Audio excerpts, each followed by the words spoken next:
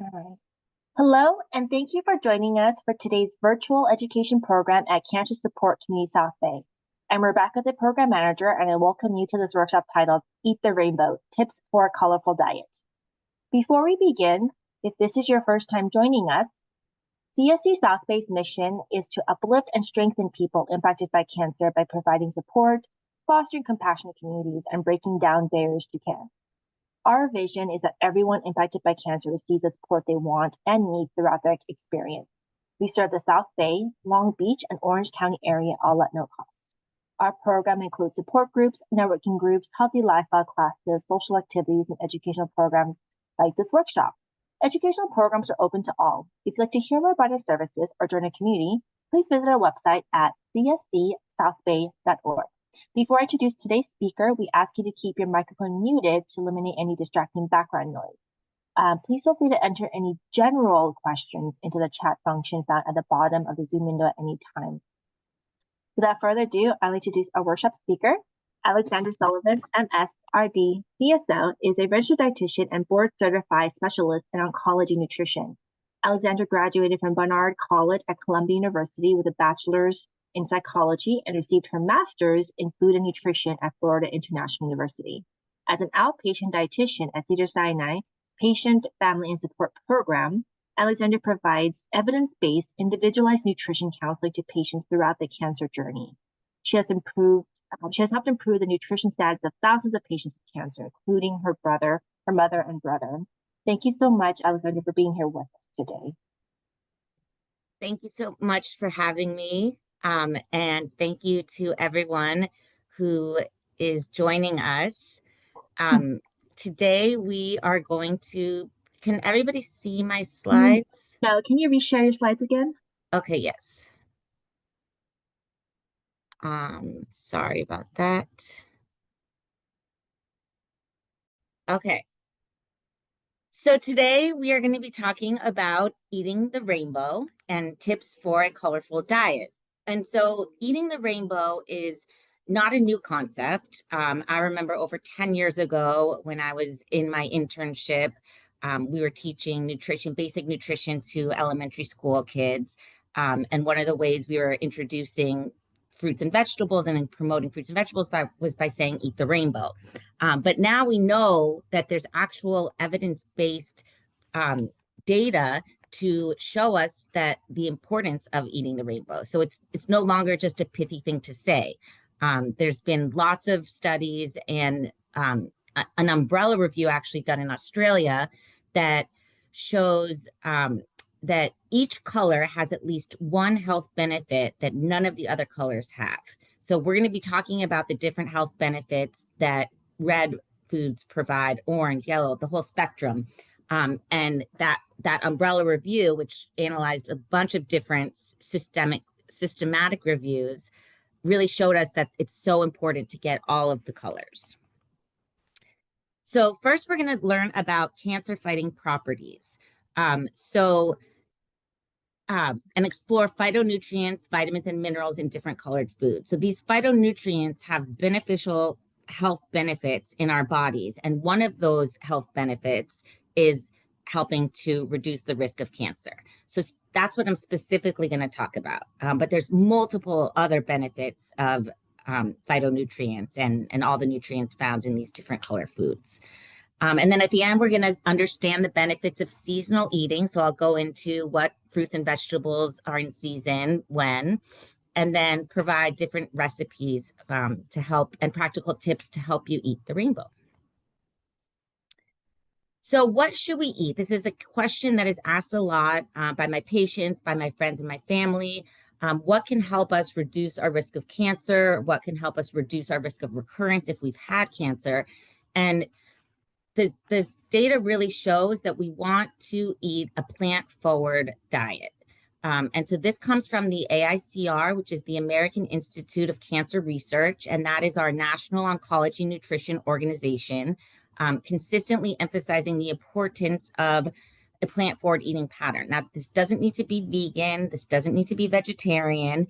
It means that we want to include foods from plant-based sources. So whole grains, vegetables, fruits, legumes, which are your lentils and your kidney beans. So including all of these in our diet helps to lower our risk of cancer.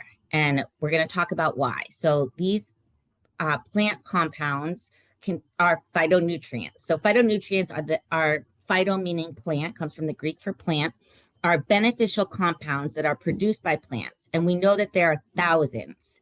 And these phytochemicals or phytonutrients protect the body from damage. So they can have antioxidant properties, they can have anti-inflammatory properties, and these different properties and mechanisms is what can reduce our risk. In addition to phytonutrients, we're going to be talking about other micronutrients, so different vitamins, different minerals, and fiber. So this is like the umbrella of nutrients found in plant-based foods.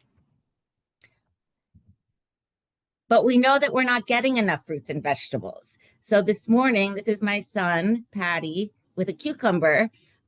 He loves his cucumbers, and a great way to encourage your kids, yourselves, to get a variety of fruits and vegetables is to offer a variety. So offering a multiple, offering all of the colors. And just like with Skittles come in all different colors. The more variety you show people, the more they're going to eat. The more variety of colors of fruits and vegetables, the more people are going to eat. And so there's such a diverse, there's so much diversity when it comes to plant-based foods. So you might just think, okay, broccoli and peas and carrots, but there's so much more than that. So this just highlights all the different ways we can get plant-based foods. So the majority of my talk is going to be on fruits and vegetables, but recognizing that whole grains, nuts, seeds, tofu, lentils, all of these things still count as plant-based foods. And all of the things that you're seeing on the slide contain fiber and phytonutrients, and then vitamins and minerals. So we'll talk about all of those properties. So why, in addition to the health benefits of phytonutrients, specifically, how are these nutrients affecting cancer development? So to understand this, we have to look at how cancer develops. So this figure represents carcinogenesis, which is the process by which normal cells transform into cancer cells. So you start out on the left with a normal or healthy cell, and then the cell gets damaged. And the damage can come from environmental exposure, such as oxidation, viruses, radiation. And the process by which it becomes a tumor, which is on the right side, is typically described in 3 phases. So first you have initiation. And that is when the normal cells develop DNA or genetic damage. They become an initiated cell. Then we have promotion. So that's when the initiated cells are stimulated to grow and make copies of themselves. And finally, we have progression, which is when the tumor grows rapidly and invades and alters the function of neighboring tissues. So if you see between initiation and promotion, the arrows are bidirectional, meaning we can reverse it. So that's where nutrients play a role. So these nutrients from plants have specific properties that can help push the cells to the left, becoming normal again, help prevent the progression of becoming a malignant tumor. So this chart shows the methods or the biological processes that are in place in our bodies that we use to protect cells. So we already have these are the processes that our bodies can already naturally do. But on the right, it shows how these nutrients affect the processes. So for example, if we look at vitamins A, C, D, and E, and the mineral selenium, these are all antioxidant properties, which means they're protecting our DNA from oxidation. So if you remember from the slide before, that was one of the causes that can make a normal cell into an initiated cell, is this oxidative damage to the DNA. And we look at angioneogenesis, that is the formation of blood vessels. And this is important when we're growing, when we're kids, but the process can be used against us in promoting tumor growth. So these nutrients, indole-3 carbinol, curcumin, these phytonutrients, have been shown to prevent the unwanted angioneogenesis and unwanted tumor growth. So what we're going to go through is all of those nutrients that you just saw, and that some of those they're not all from plant-based foods, but we're going to be focusing on the rainbow and this rainbow of produce. So if we think about our red foods, my favorites are tomatoes and strawberries. Right now, strawberries are in season. They are amazing. They taste so sweet. All of these red fruits are giving us these various nutrients. So lycopene, for example, has been shown to decrease risk of prostate cancer. And specifically, lycopene found in tomatoes, when we cook the tomato, the lycopene is more bioavailable. We absorb it better. So tomato paste counts as a cooked tomato. So that's a great thing for my patients with prostates to recommend them to eat. In addition, we have our ellagic acid, which is in strawberries and pomegranates, that can help prevent the growth of cancer cells. Quercetin has anti-inflammatory properties, can also promote apoptosis, which is cell death. So with that initiated cell, which is going to potentially become cancer, we want it to program cell death for the unwanted cells. And additionally, these red fruits can help reduce risk of lung and stomach cancer. Then we have our orange and yellow foods. So these contain carotenoids. Specifically with the orange foods, we have beta carotene, which converts to vitamin A. It's a powerful antioxidant and also helps to promote immune function. We also have our flavonoids, which are anti-inflammatory and antioxidants. B6 is an important vitamin for protein metabolism. Potassium, of course, is important for heart health. Vitamin C, again, another antioxidant. So, getting your oranges and yellows is also a great way to get these phytonutrients in our diet. So our green foods, they provide us with lots of different phytonutrients, our isothiocyanates, glucosinolates, indole-3 carbinol, which I mentioned earlier, chlorophyll, which is what gives the green these bright colors. And all of these are examples of things that give the fruits and vegetables their pigment, their color. The more bright, darker colors, the more nutrient dense. So chlorophyll can bind to carcinogens. So carcinogens are basically just substances that can cause cancer and then block their absorption. So that's great. Folate or folic acid is essential for DNA synthesis and repair. Again, going back to that repair, the damaged cell it's getting genetically damaged, DNA damage. So we want to be able to repair that, preventing cancer. Vitamin K, again, I mentioned with heart health, also regulates cell growth, can support bone health.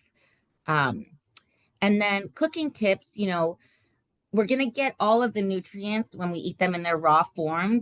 When we cook them, whether it's steaming or boiling, we're losing some of the water soluble vitamins, but we're still getting lots of the nutrients. It's still beneficial for us. And then with our fat soluble vitamins like vitamin K, we want to consume those with a healthy fat source to help the absorption. So I would say like olive oil. And then our blue and purple, these are my favorites, actually. Blueberry is one of my favorite fruits, as well as blackberries. These are actually, studies have shown that this is the food group that we're not really getting enough of, partly because they're not as abundant, but definitely available. And especially if you think of frozen fruit, we have frozen blueberries, great for smoothies, all different types of blue and purple fruits with anthocyanins, resveratrol, which we know of in grapes and red wine. But we're not talking about that. We're talking about fruits and vegetables. And again, this presentation is about abundance and variety and including more. And a lot of times when people hear that I'm a dietitian, they say, oh, what shouldn't I eat? What shouldn't I have? And instead of telling people, don't eat this, don't do that, I say, include more of these. So sure, there are recommendations of certain foods that we want to limit or eat less of. But this presentation is focusing on what can we eat more of and how can we eat more of these beneficial things. So again, resveratrol can inhibit cell growth, induce apoptosis, which is that programmed cell death. The anthocyanins are part of the flavonoid family, which can also inhibit cell growth and also have anti-inflammatory properties and antioxidant properties. And we cannot forget about our white foods. So in art class, we learned that white is the absence of color, but white fruits and vegetables, white foods, mushrooms even, are very important, and they do contain these phytonutrients. So allicin, flavonoids, sulfites, gingerol. Allicin can inhibit enzymes that activate carcinogens, also supporting DNA repair. Our sulfur compounds, which are found in like onions and garlic, can detoxify carcinogens. Gingerol has anti-inflammatory, antioxidant properties, and again can inhibit angiogenesis, which is that formation of blood vessels that we don't want. So practical tips for eating the rainbow. Part of the ways to do this is by eating seasonally. So seasonal eating, so eating what the produce that's in season during that season. Foods tend to be higher in nutrients, more nutrient dense. It ensures that you're getting this variety throughout the year. It's also more sustainable, so it's good for our environment and can usually is more cost effective. So a great way to get variety is to mix and match. So don't think about, when you think about your plate, think of how many colors you can get on that plate. And a great example of mixing and matching is thinking of things like heirloom tomatoes or heirloom carrots, where my baby carrots are orange, yellow, and purple, and each of those carrots is going to have different properties, promoting different benefits. My heirloom tomatoes, purple, red, yellow, even green. Raw fruits and vegetables are great snacks. Dip in hummus to give you a good source of protein. Again, that garbanzo beans, that's part of these plant-based diets. Salad kits are great to get more color too. If you look at a lot of the salad kits, they come with a different colored cabbage, shredded cabbage. You have the purple, the white, the green, the orange. Other different salad kits, just a great way to get color. I love frozen mixed vegetables. I throw them in my egg scrambles or my tofu scramble or stir fry. Love using frozen fruits in smoothies. I make my own trail mix, so getting dried fruit, adding maybe some cashews, some pumpkin seeds, sunflower seeds. And the goal is to aim for a minimum of 5 servings of fruits and vegetables per day. So what that looks like is about 2.5 cups. But we think that the ideal would be about 1/2 to 2 cups of fruit per day, 2 to 3.5 cups of veggies per day, at least 3 ounces of whole grains, and at least 2 cups of legumes per week. So then the colors, we want to try to get all 6, 7 colors in our day. So I'm going to talk about eating seasonally. So summer, we're in summer right now. We're at the end of summer. I'm sure you've seen all of these different fruits and vegetables at your local farmer's market. We can't forget about herbs. So basil also counts. And again, tomatoes, which have been amazing, watermelon. And I'm going to go give you some ideas of meals that you can make with our summer produce. And then at the end, I have PDFs of all of these recipes. So we'll make sure that we get that available for everybody as well. So avocado and peach summer rolls. These are, this is adapted from Love and Lemons. So you see you have a rainbow of colors. You have your watermelon radish for the red, your peaches, orange, yellow, basil for your green, tofu for your white, that counts. This is a really, really yummy way to get in a rainbow. And then tomato watermelon salad. This is adapted from the New York Times Cooking. I would probably throw some basil and mint on that. But again, this shows that using heirloom tomatoes enables you to get this variety of colors just in one dish. Okay, and then fall is coming up, and there's going to be some foods are going to go into multiple seasons. So keeping that in mind. But apples, Brussels sprouts, cauliflower. And then when I think about color, cauliflower is not only white. You can get purple cauliflower, you can get green cauliflower. And again, going back to this umbrella review that they did in Australia, the different colors are going to offer different health benefits. So this is easy coconut curry. This is again from Love and Lemons. This is a nice fall dish. And roasted fall vegetables. So you have your parsnips, your beets, your broccoli, red onion.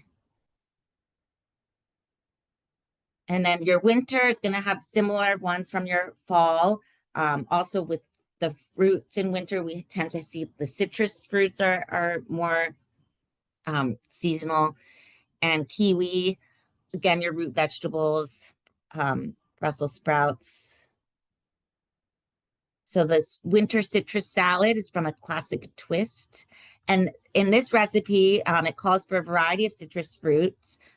So it's grapefruit, blood oranges, car oranges. And I learned yesterday what supreming fruit means. So when you supreme a citrus fruit, you're basically peeling it and getting all the pith out. So you're making sure that you're just using those individual segments. So that's important. And in the recipe, it talks about doing that. And then sauteed rainbow chard with garlic and lemon. This is from Food and Wine. And spring. So spring, I usually think of leeks and peas, but also mango. Your citrus fruits are also going to be in this season.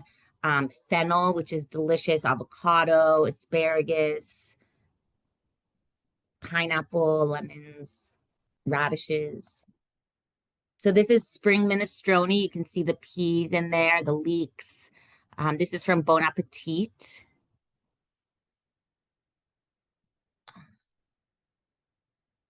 And herby pearl couscous and sugar snap pea salad from New York Times Cooking.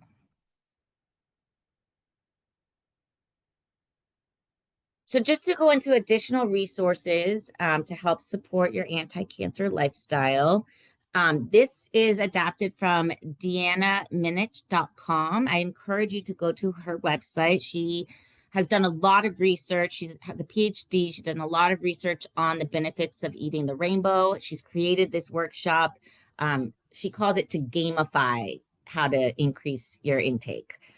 So when we gamify it, we make a game out of it. So the goal would be to aim for 7 colors every day. And each time you eat a color, you would mark it down. And then, it helps you to see, okay, well, I'm missing my blues today. Let me go see if I have some blueberries.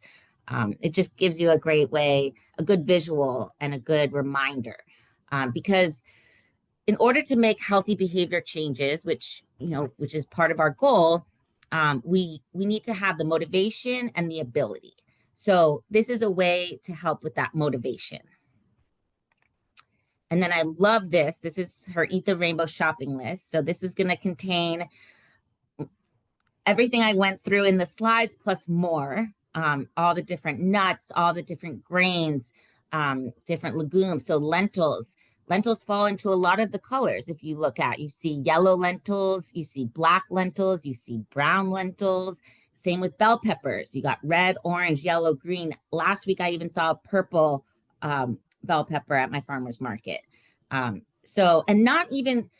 not only trying to get a variety of colors from the same type of food, but also a variety of like the actual fruit or vegetable themselves. For example, apple. If you get a pink lady apple, that's going to offer different benefits than a Fuji apple or a Honeycrisp apple or a green apple. So really trying to get out of our comfort zones to really incorporate a wider variety. Again, because we know that there is a synergistic effect of all of these beneficial thousands and thousands of phytonutrients. So there's no one single phytochemical or one single food which protects us. The studies have really shown that there's many individual minerals, vitamins, phytochemicals that demonstrate these anti-cancer effects. And it's the compounds working together in our overall diet which gives us the strongest cancer protection. So again, that's why I continue to emphasize variety. And then this is from the American Institute of Cancer Research, AICR.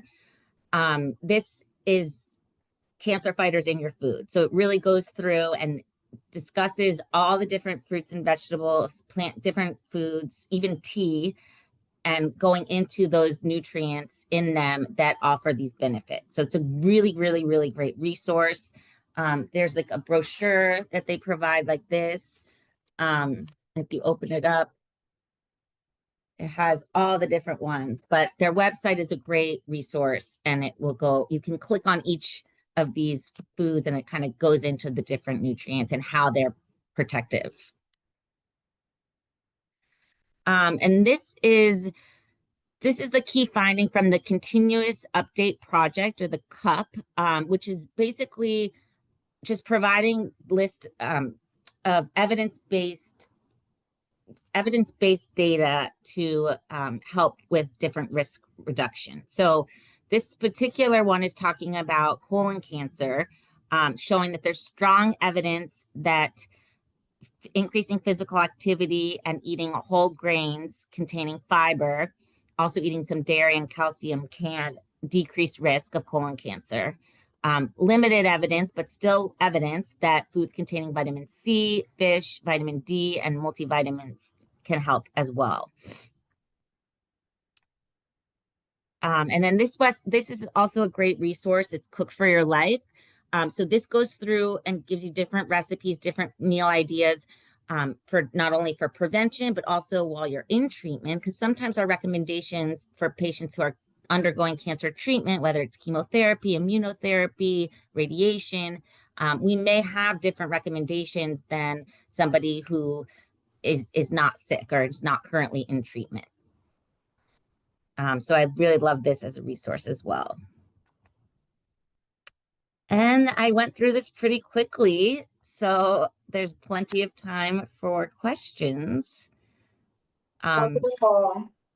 Thank you so much, Alexandra. If there are any questions, feel free to put them into the chat or unmute yourself. I have included some of the links that Alexandra talked about into the chat box if you would like to go to those websites. And thank you for sharing those recipes. For everyone here, I will email them out once I receive them, and you can start with the summer ones. Go to the farmer's market and try some of these. They look really good, or I'm really hungry. But they look really good.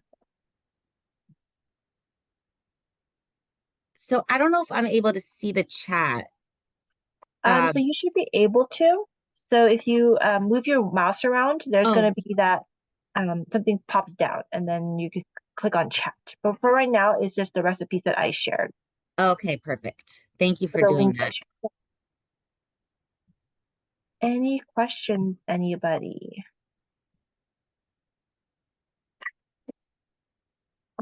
Okay,